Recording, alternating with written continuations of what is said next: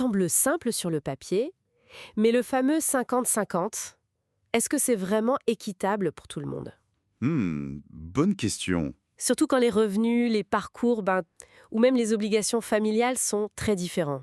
On va regarder ça de plus près aujourd'hui, sans tabou. L'idée, c'est d'explorer un peu les différentes manières de partager les finances dans un couple.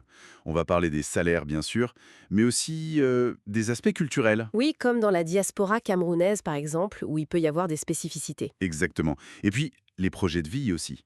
Notre mission, si on veut, c'est de comprendre ce qui fait qu'un système financier fonctionne et semble juste pour un couple donné. Et c'est un point essentiel. L'argent, on le sait, c'est souvent une grosse source de conflit. Ah oui, c'est fréquemment tabou, chargé d'émotions, d'attentes qui ne sont pas toujours exprimées. Et ces attentes, elles peuvent beaucoup varier entre la culture d'origine et le contexte où l'on vit, comme ici en Europe, où on parle beaucoup d'égalité et d'indépendance financière. C'est vrai. Alors, regardons les modèles principaux. Le classique 50-50. Chacun paye la moitié des dépenses communes. Simple, non? Simple en apparence, oui. Mais si les revenus sont très différents, Ben oui. celui qui gagne moins peut vite se sentir étranglé, quoi. Une fois qu'il a payé sa part, il reste plus grand-chose. C'est ça. Et c'est ce sentiment de déséquilibre qui pousse pas mal de couples vers une autre approche, le proportionnel aux revenus. Exactement. L'idée, là, c'est que chacun contribue aux charges communes, mais euh, en fonction de ce qu'il gagne.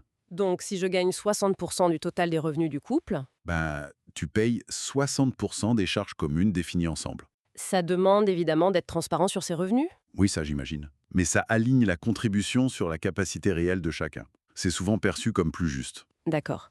Autre option, plus fusionnelle, on va dire, la mise en commun totale. Ah oui, le grand pot commun. Un seul compte joint, tous les revenus y vont, toutes les dépenses en sortent. Ça simplifie la gestion au quotidien, peut-être? Ça peut simplifier, oui, mais ça demande une confiance énorme. Et surtout un alignement quasi parfait sur la façon de dépenser, d'épargner. Le risque est plus grand si on n'est pas sur la même longueur d'onde. Carrément. Ou en cas de séparation, surtout si on n'est pas marié ou pacsé, ça peut devenir compliqué. Et il y a l'hybride alors, souvent vu comme le bon compromis. Oui, c'est un modèle assez populaire. Souvent, on a un compte joint pour les dépenses fixes, tu vois, le loyer, le crédit, les courses de base. D'accord.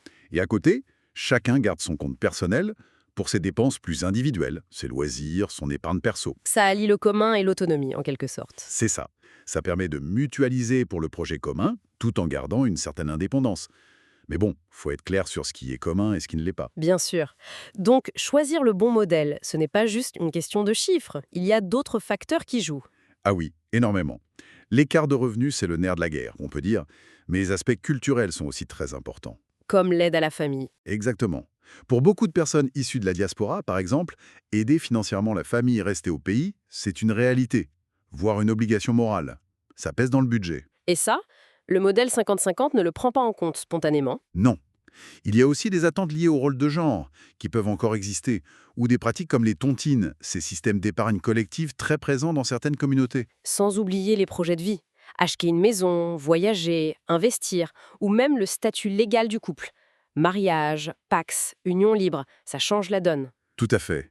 On avait un exemple de les sources, Nadine et Steve à Berlin, un couple d'origine camerounaise. Ah oui, raconte. Ils fonctionnaient en 50-50 au début.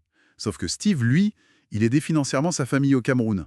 Du coup, Même avec son salaire, il se retrouvait souvent à découvert à la fin du mois. Et ça a créé des tensions, forcément. j'imagine. Ils ont fait quoi alors, ouais, gna? Ils ont dû en parler sérieusement. Mettre les chiffres sur la table, y compris cette aide familiale. Finalement, ils sont passés à une répartition plus proche de leur capacité réelle, en tenant compte de cette charge pour Steve. Quelque chose comme 65-35, je crois. Ça montre bien que le 50-50, présenté comme égalitaire, peut en fait cacher de vraies inégalités. Pas seulement de revenus, mais aussi liées à ces charges culturelles ou familiales. C'est un très bon exemple. Et ça nous amène aux erreurs fréquentes à éviter. La première, c'est d'imposer un modèle sans en discuter, ou de s'accrocher au 50-50 comme si c'était la seule vérité juste. Le manque de transparence aussi, j'imagine. Cacher ses revenus, ses dettes. C'est un tue à l'amour et un tue à la confiance. Autre erreur, ne jamais revoir l'accord. La vie change, Une promotion, une perte d'emploi, l'arrivée d'un enfant. voilà. Le modèle doit pouvoir évoluer avec le couple. Et attention aussi à qui porte la charge mentale de tout ça. Souvent, c'est une seule personne qui gère les comptes, les paiements, ça peut créer du ressentiment. C'est vrai. Donc, pour résumer, il n'y a pas un modèle parfait qui marche pour tout le monde. L'important, c'est vraiment de trouver un arrangement qui semble juste et confortable pour les deux partenaires, dans leur situation unique. Et ça passe par quoi alors? La communication, encore et toujours, ouverte, honnête et surtout régulière. Parler d'argent, ça ne devrait pas être un sujet exceptionnel, mais un truc normal dans la vie du couple. Donc le bon modèle, c'est celui que le couple construit et ajuste activement, ensemble. C'est exactement ça. C'est le reflet de leur partenariat à la fois économique et affectif qui colle à leur réalité, à leurs valeurs. Tout à fait. Et peut-être une dernière pensée pour nos auditeurs. Hmm.